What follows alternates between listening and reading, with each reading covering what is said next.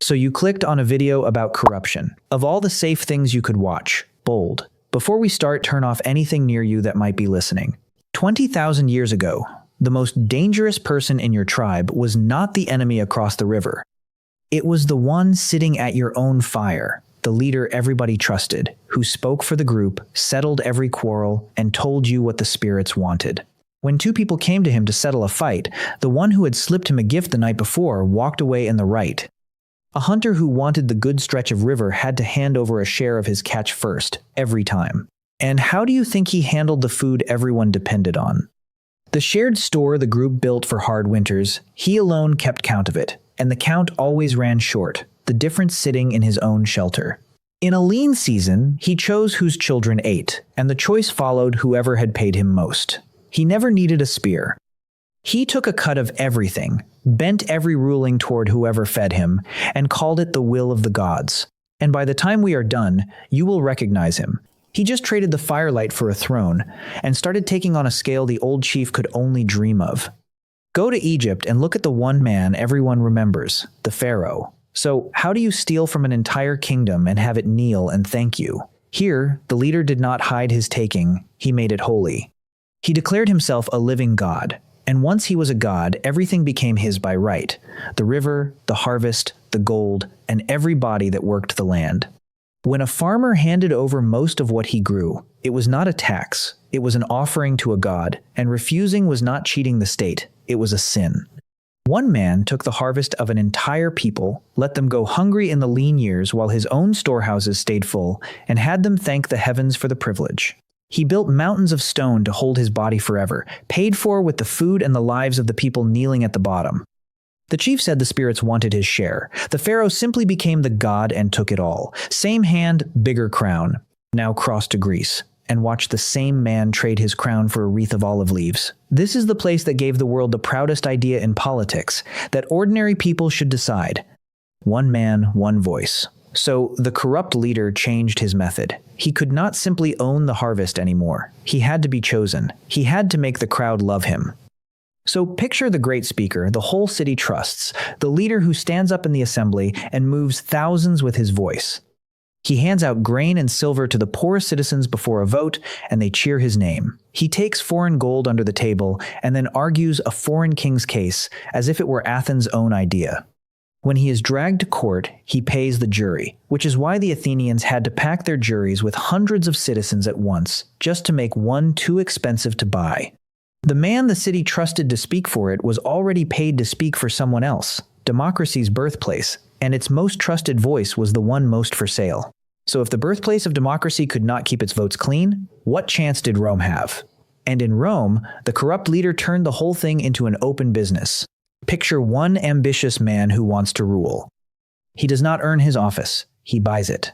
Borrowing a fortune to flood election day with silver, his agents moving through the crowd pressing coins into open hands in broad daylight, until the votes come in his favor. The first great republic on earth, and a citizen's voice cost him a fistful of silver.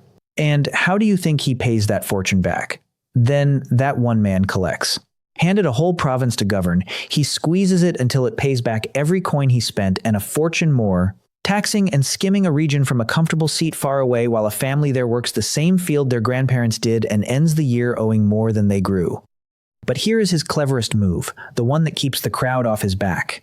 To stop the people at home from ever looking too closely, he buys their love directly. Free bread handed out in his name, and the grandest games the world had ever seen. Keep them fed and entertained, and they will cheer the very man emptying their pockets. And it reached its sharpest form on the other side of the world, in Imperial China, where the corrupt leader learned his cleverest trick yet. He did not need the throne at all. The emperor was the son of heaven, the most absolute ruler ever built, his word the will of the sky. But the emperor was one man behind 1,000 walls, and someone had to stand at the door. So who really ran the empire? Picture the one man the emperor trusted most, the chief servant at his shoulder who decided who got in and what the ruler was allowed to know. He understood the secret no king ever once spoken. You do not need the crown if you control who reaches the crown.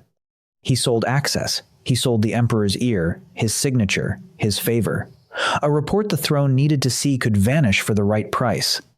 A lie could reach the ruler dressed as truth, and the truth could be buried so deep the Son of Heaven never knew his own kingdom was being emptied beneath him. More than once in China's history, that one trusted servant grew richer than the emperor and ruled in his place, while the God King on the throne became a puppet who thought he was holding the strings. Ask yourself how many leaders you can name who left office far wealthier than they entered it. Then ask what they were quietly selling the whole time they were there. And if you think this all stayed buried in the past, look at the shape of it, because it never changed. The storehouse became a treasury, then a bank, then a row of numbers in an account nobody outside the room ever reads. The grain became a budget, a contract, a fund.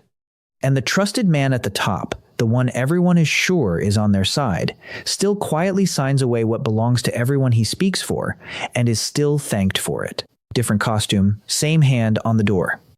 So what is this kind of leader, really? He is wrought inside a living tree.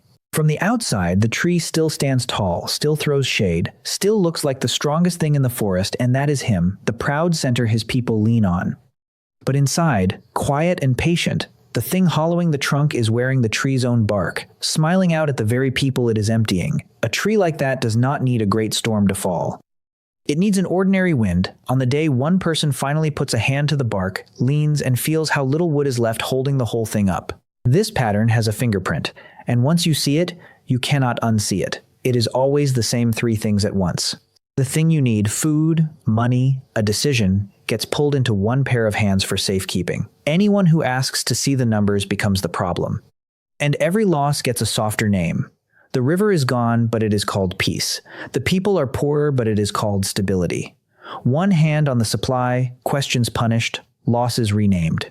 When you see all three together, you are not being led. You are being farmed.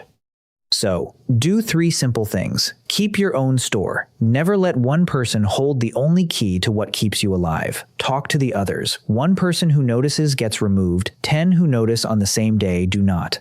And ask the one question every one of these men hated. Show me. Show me the grain. Show me the numbers. Show me where it went. A leader serving you answers in a sentence. A leader feeding on you gets angry instead.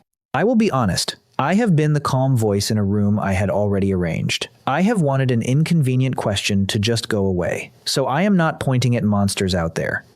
I am telling you the move is small, ordinary, and close, and the only thing that has ever stopped it is someone deciding to count what is left, out loud, before there is nothing left to count.